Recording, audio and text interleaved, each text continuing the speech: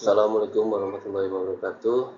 Hari ini saya akan menjelaskan teori tentang reaksi oksidasi reduksi dalam kerusakan material konstruksi.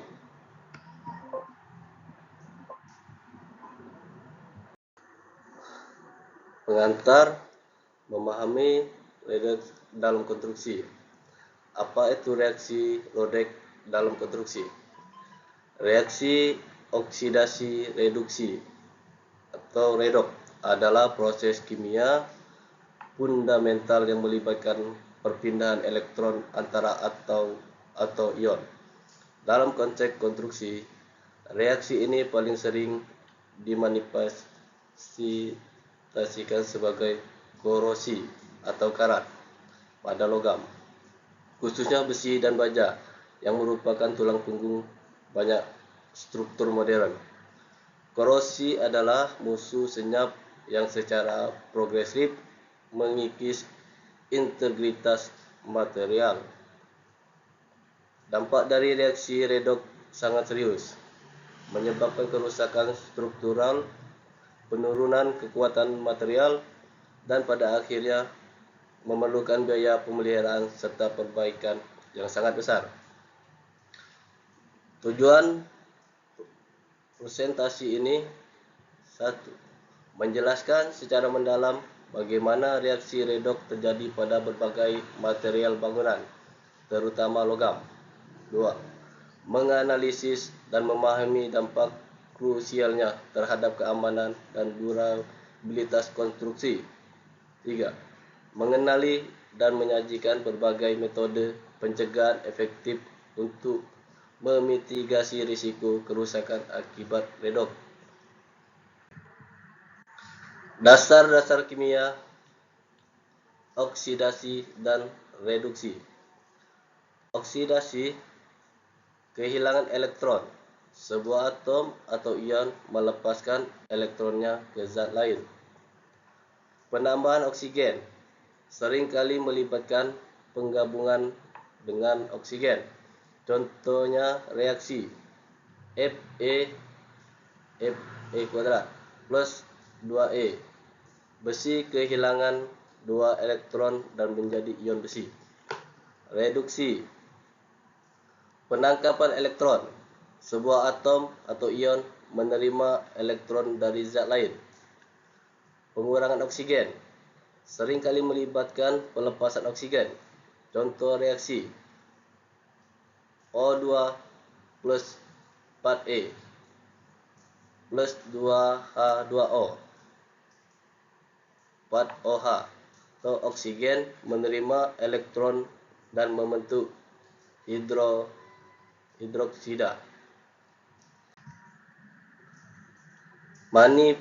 Manifestasi kerusakan material konstruksi.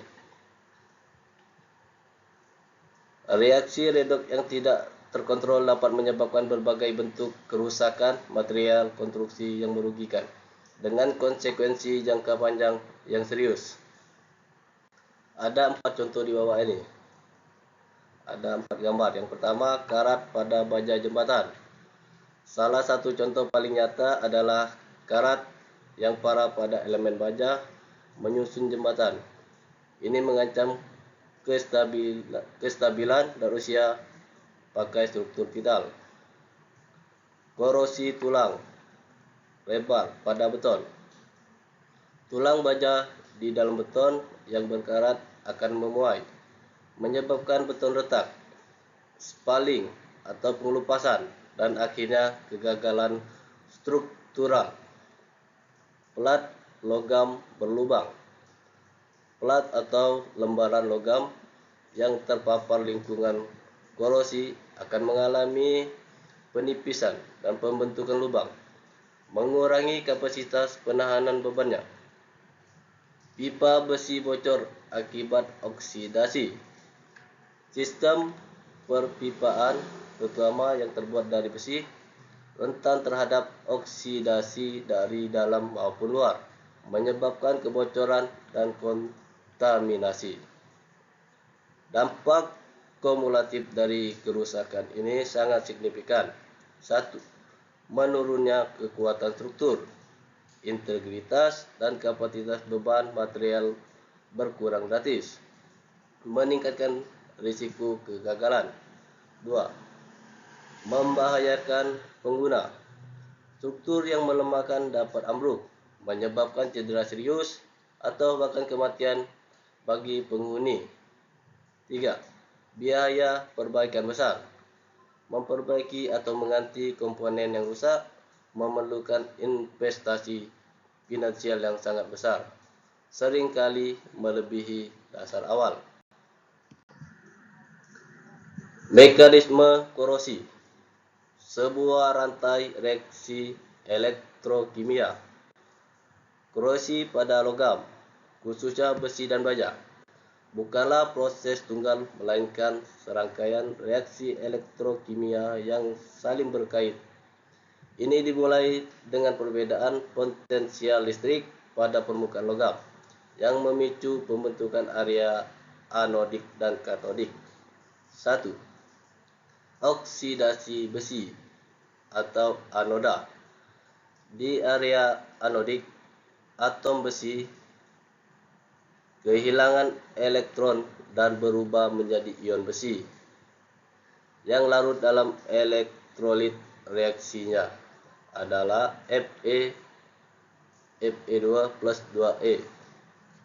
2. Perpindahan elektron. Elektron yang dilepaskan pada anoda ini kemudian mengalir melalui struktur logam menuju area katodik yang memiliki potensial lebih positif. 3. Reduksi oksigen atau katoda.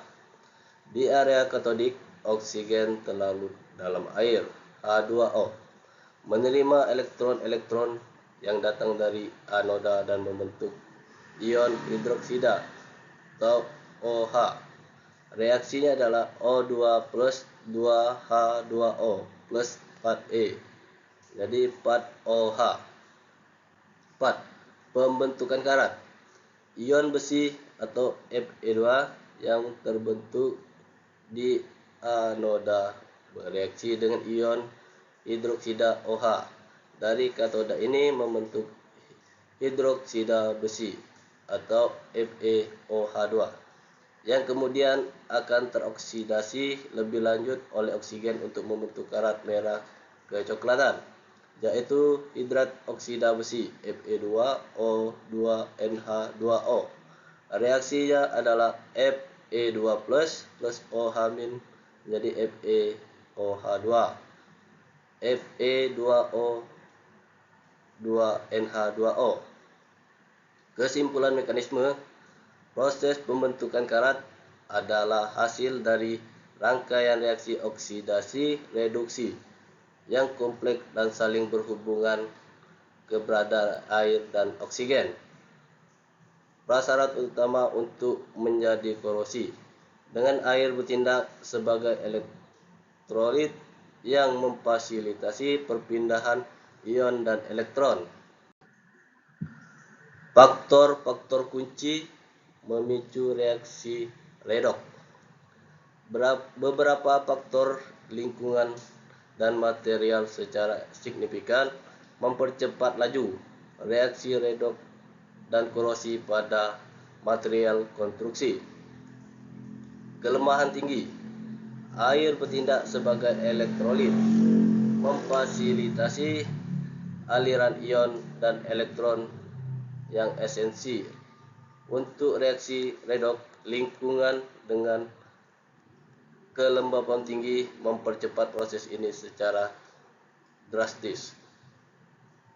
Keberadaan garam atau NOC. Ion klorida Cl dari garam seperti yang ditemukan di daerah pesisir atau di dekat jalan yang diberi garam sangat agresif. Ion ini merusak lapisan positif pelindung pada logam dan meningkatkan konduktivitas elektrolit, mempercepat korosi.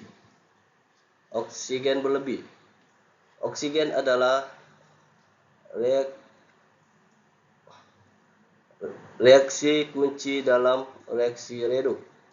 Pada proses korosi, semakin banyak oksigen yang tersedia di lingkungan, semakin cepat reaksi katodik berlangsung, dan semakin cepat pula logam berkarat.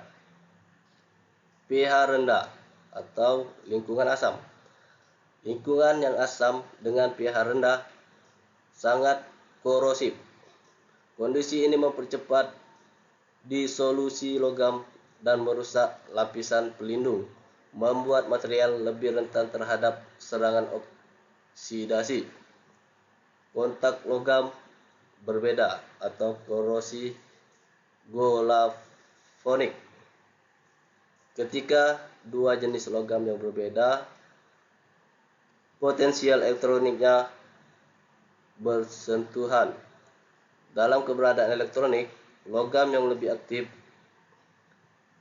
akan berkorosi lebih cepat. Untuk melindungi logam yang lebih mulia atau kolodik, kerusakan lapisan pelindung. Lapisan pelindung seperti cat, gravitasi, atau lapisan positif alami pada logam dapat rusak akibat abrosi, bentuk, atau degradasi. Kerusakan ini mengekspos logam ke lingkungan korosif. Studi kasus korosi parah pada baja jembatan. Untuk mengilustrasikan dampak nyata reaksi EDOK, mari kita telaah studi kasus umum korosi pada struktur baja jembatan. Kerusakan yang terjadi, baja yang digunakan sebagai elemen penampung utama jembatan rentan terhadap oksidasi terus-menerus karena paparan elemen lingkungan. Seiring waktu, proses oksidasi ini mengubah baja yang kuat menjadi karat yang rapuh, menyebabkan 1. Prinsip penampang baja. Ketebalan baja berkurang, menurunkan kapasitas dukungnya. 2. Struktur menjadi rapuh. Karat tidak memiliki kekuatan mekanis baja asli, membuat elemen struktur rentan terhadap retak dan kegagalan. 3. Kebutuhan pemeliharaan insentif. Untuk mempertahankan integritas jembatan, diperlukan pengecatan ulang secara berkala dan perbaikan struktural yang mahal untuk mengganti atau memperkuat baja yang rusak. Penyebab khusus di lingkungan jembatan. Lokasi dekat laut. Jembatan yang berlokasi di daerah pesisir terpapar tingkat klarida atau garam yang sangat tinggi ion. Klarida sangat korosif, menembus lapisan pelindung dan mempercepat reaksi elektrokimia. Paparan hujan dan oksigen. Jembatan secara terus-menerus terpapar hujan, tersumbat air, dan oksigen di udara, menciptakan kondisi ideal untuk reaksi redox terjadi dan berlanjut. Dampak komprehensif reaksi redox pada konstruksi. Kerusakan akibat reaksi redox tidak hanya memengaruhi material secara fisik, tetapi juga menimbulkan kerugian finansial dan risiko keselamatan yang besar. Kerugian fisik. Struktur retak, korosi tulang beton menyebabkan ekspansi karat, memecah beton dari dalam. 2. Keruntuhan material. Penurunan kekuatan material dapat mengakibatkan kegagalan struktural parsial atau total. 3. Penurunan daya tahan. Untuk pakai material dan keseluruhan struktur berkurang drastis. Kerugian biaya. 1. Perbaikan dan perawatan mahal. Biaya untuk inspeksi, pembersihan, dan perbaikan bagian yang korosif sangat tinggi. 2. Penggantian material rusak. Jika kerusakan terlalu parah, seluruh komponen atau struktur harus diganti, memakan biaya investasi awal yang besar. 3. Penghentian operasional. Untuk bangunan komersial atau infrastruktur vital, perbaikan dapat menyebabkan penghentian operasional berakibat kerugian pendapatan yang signifikan. Kerugian keselamatan. 1. Risiko kecelakaan. Struktur yang melemah meningkatkan risiko kecelakaan kerja selama pemeliharaan atau bagi pengguna. 2. Mengancam jiwa pengguna. Kegagalan struktural dapat berujung pada cedera serius, cacat permanen, atau bahkan kematian bagi orang-orang yang di dalam atau sekitar struktur. Strategi pencegahan reaksi redox. Untuk melindungi material konstruksi dan kerusakan akibat reaksi redox, berbagai metode pencegahan dapat diterapkan secara efektif. Cat anti korosi. Melapisi permukaan logam dengan cat khusus yang mengandung pigmen anti korosi bertindak sebagai penghalang fisik yang mencegah kontak langsung antara logam dengan air, oksigen, dan zat korosif lainnya di lingkungan. Ini adalah metode yang paling umum dan ekonomis. Galvanisasi atau pelapisan seng. Proses ini melibatkan pelapisan logam, biasanya baja dengan lapisan tipis seng. Seng lebih aktif secara elektrokimia daripada besi, sehingga seng akan teroksidasi terlebih dahulu, bertindak sebagai anatoda kurban untuk melindungi baja di bawahnya. Proteksi katodik.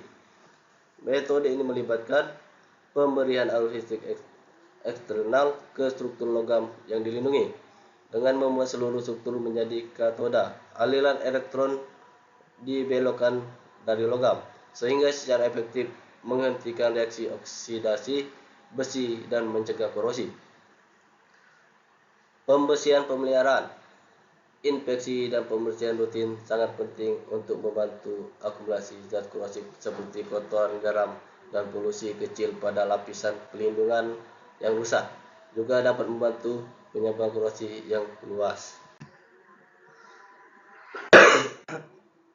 Kesimpulan akhir, memahami dan mengelola reaksi oksidasi reduksi adalah kunci untuk membangun struktur yang aman, tahan lama, dan berkelanjutan.